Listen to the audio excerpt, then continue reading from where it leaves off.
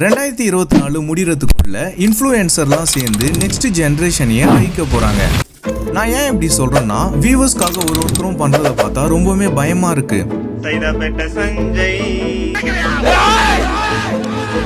3 நாள் மக்கள் எல்லாருமே மழையில தவிச்சுன்னு இருந்தா, அதுல ஒரு குட்டி பையன் அவனோட சோபா பிசினஸை வச்சு நம்ம மக்களுக்கு சோபாவனா பெஸ்ட் பிரைஸ்ல பண்ணி தரேன்னு சொல்லிட்டு ஒரு வீடியோ அப்லோட் பண்றான். சோஃபா வேணும் எங்கள்கிட்ட வாங்க, நான் பெஸ்ட் பிரைஸ்க்கு பண்ணி தரேன், சென்னையிலேயே வாங்க முடியாத பிரைஸ்க்கு எங்க மக்களுக்கு இவன் தான் தப்பா வீடியோ அப்லோட் பண்ணனா. இவன் வீடியோக்கு வந்து ஃபர்ஸ்ட் 3 கமெண்ட்டை பாருங்களாம். அட சோபாக்கு பிறந்தவனே, அவன் நாடி நரம்பு எல்லாத்துலயும் சோபா தான் ஊறி போயிருக்கு, குடிக்க கஞ்சி இல்ல குண்டிக்கு பஞ்சு கேக்குதா.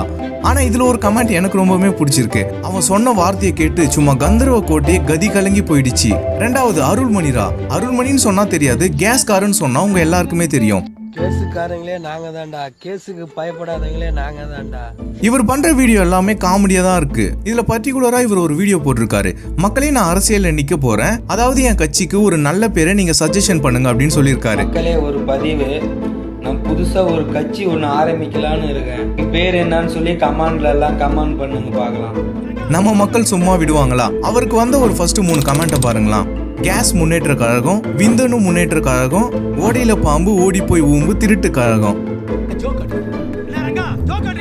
இதனால நான் என்ன சொல்றேன்னா, அவங்க தான் வியூவர்ஸ்க்கும் லைக்ஸ்க்காகவும் அப்படி பண்றாங்கன்னா, நம்ம அந்த மாதிரி கமெண்ட் பண்ண வேணாம்டா பாய்ஸ் அண்ட் கேர்ள்ஸ் அப்படின்னு நான் சொல்றேன். சிஸ்டர் 3 மூவி சாங் ரீல்ஸ் பண்ணுங்க அண்ணா, இதோ உங்களுக்காக.